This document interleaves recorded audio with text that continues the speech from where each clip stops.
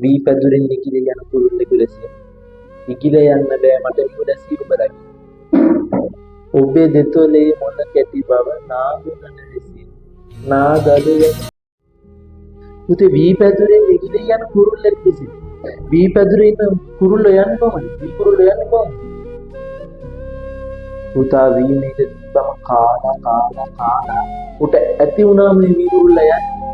වී පැදුරෙන් නිකිල යන කුරුල්ලෙක් ලෙස ඉගිල යන්න බෑ මට නිවැරදි. පුතේ කියන්නේ මුන් දෙන්න අතරේ වෙන්න තියෙන ඔක්කොම දේවල් වෙලා තියෙන්නේ. හරිද? ඉන්නේ වී පැදුරෙන් නිකිල යන කුරුල්ලෙක් ලෙස ඉගිල යන්න බෑ මට නිවැරදි.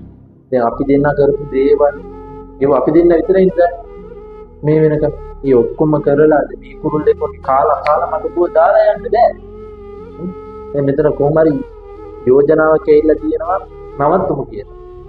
අතන කොල්ලන් හිටිත් ඒ කියන්නේ දැන් මෙච්චර දේවල් කරලා දෙන්න මෙච්චර ඊන මාලිගා මවලා මට යන්න බෑ.